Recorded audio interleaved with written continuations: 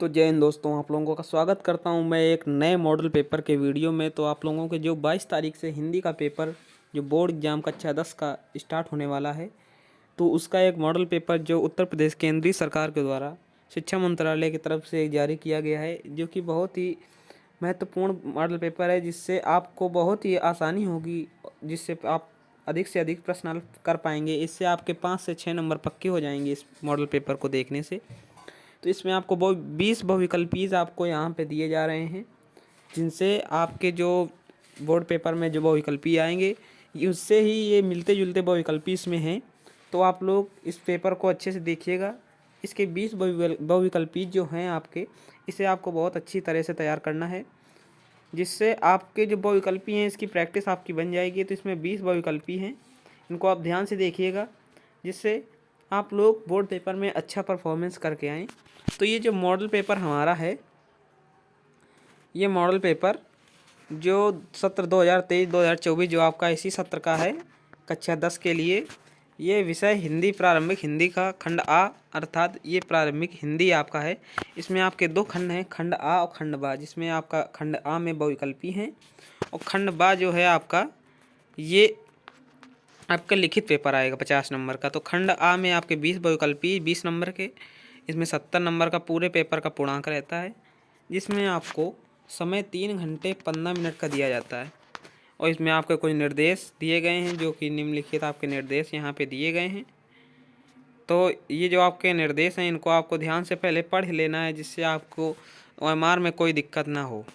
ठीक, तो चलिए आगे अपने जो प्रश्न हैं बहुविकल्पी हैं, इनको हम लोग हल करते हैं। ये आपके बहुविकल्पी हैं। तो चलिए आप लोगों को जो बहुविकल्पी हैं यहाँ से स्टार्ट होते हैं। तो चलिए हम लोग स्टार्ट करते हैं अपने बहुविकल्पी। तो हमारा पहला बहुविकल्पी जो पहला प्रश्न है वो है, ठलुआ क्लब किस विधा की रचना है। तो हमारी जो ठलुआ क्लब है, वैसे तो ये कहानी है, ये कहीं कहीं पर ये नाटक भी दिया रहता है। तो इसमें आपकी कहानी तो है नहीं है, आपका कहानी इसमें दिया नहीं गया। तो आपका ये नाटक डी नंबर जो आपका ऑप्शन है, ये आपका करेक्ट हो जाएगा। थोड़ा सा कलर चेंज करते हैं। जो आपका ये डी नंबर आंसर है, ये आपका डी नंबर ऑप्शन, वो आंसर आपका सही हो जाएगा। तो अगला क्वेश्चन है आपकी, जय पराजय किसका नाटक है। तो जो जय पराजय आपका नाटक है, ये उपेंद्र नाथ अस्क जो हैं, इनका नाटक है जय पराजय। अगला क्वेश्चन तीसरा नंबर है आपका, रामचंद्र शुक्ल किस युग के लेखक हैं। तो आप लोग इनके नाम से जान जाएंगे कि ये शुक्ल युग के हैं। तो आपको यहाँ पे टिक लगा देना है, रामचंद्र शुक्ल जो शुक्ल युग के लेखक हैं। आंचलिक उपन्यास किसका है, अगला क्वेश्चन हम लोगों का है, आंचलिक उपन्यास किसका है। तो ये हमारा जो फणीश्वर नाथ हैं रेणु, ये आपके केरल के तरफ के हैं, ये जो कवि थे लेखक थे, इन्हीं का ये आंचलिक उपन्यास है। अगला क्वेश्चन आपका 5वां नंबर दिया गया है। ये वेरी इंपॉर्टेंट क्वेश्चन है, हर बार बोर्ड एग्जाम में पूछा जाता है, जिसमें आपका शुक्ल युग की समयावधि पूछी गई है कि शुक्ल युग कब से कब तक था। तो इसमें 4 ऑप्शन दिए गए हैं, इसमें से आपका कोई ऑप्शन नहीं सही है। आपको मैं बता देता हूँ कब से कब तक है।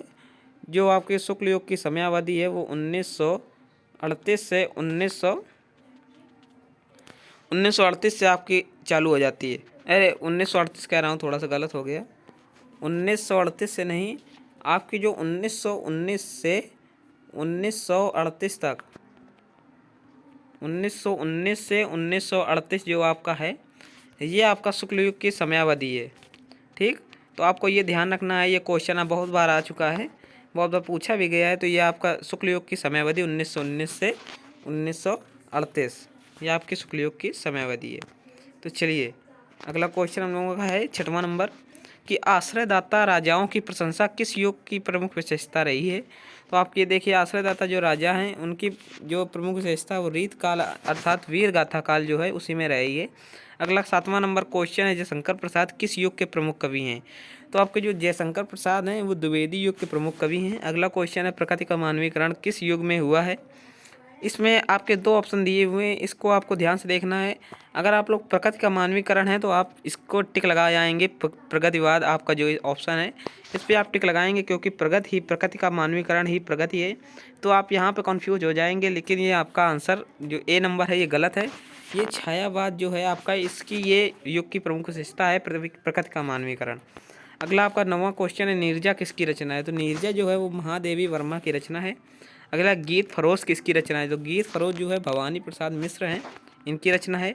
अगला 11वां नंबर क्वेश्चन आपका है चक्रपाणी में समास है, तो आपका बहुब्रीहि समास है, इसी में चक्रपाणी समास आता है। चक्रपाणी है, इसमें बहुब्रीहि समास आता है। अगला क्वेश्चन है विकारी शब्द कितने भेद होते हैं? तो विकारी शब्द के आपके 4 भेद होते हैं। इसमें आपके 4 या 6 दोनों सही हो सकते हैं, क्योंकि कहीं कहीं इसमें दिया रहता है 4, कहीं कहीं इसमें दिया रहता है 6, तो आपके इसमें दोनों में कोई सही होगा, आपको उसमें एक ही ऑप्शन मिलेगा। अगला आपका 13वां नंबर क्वेश्चन है कमल का पर्यायवाची क्या है? तो कमल का पर्यायवाची आपका सरिज होता है, सरसिज जो है ये आपका कमल का पर्यायवाची है। पराधीनता का विलोम क्या है? इसमें आपका साफ साफ दिया हुआ है स्वाधीनता, यही आपका पराधीनता का है। चौराहा का तत्सम जो आपका है तत्सम शब्द चौराहा का, ये आपका बी नंबर चतुष्पद यानी कि 4 पद, जिसमें 4 पद हों।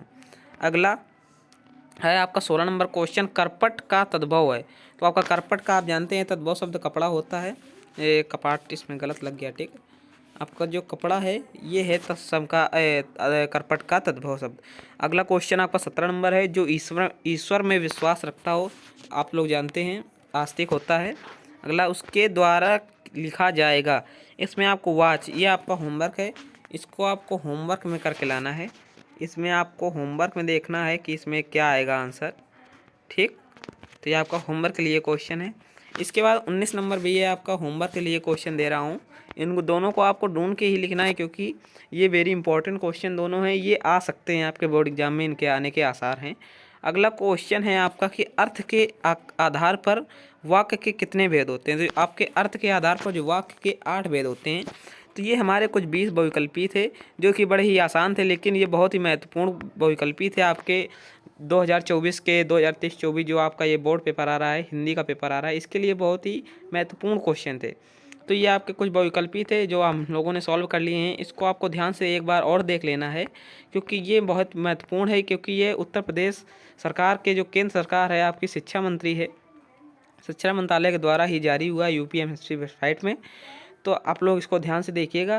तो चलते हैं अगले मॉडल पेपर में आपसे मिलते हैं, तो तब तक के लिए जय हिंद जय भारत। हमारे चैनल को सब्सक्राइब भी कर लें, जिससे आपके दूसरे जो सब्जेक्ट हैं उनके भी मॉडल पेपर मिल सकें। तो परसों आपका पेपर है, इसके लिए आपको बहुत ही शुभकामनाएं, आपका पेपर मंगलमय हो।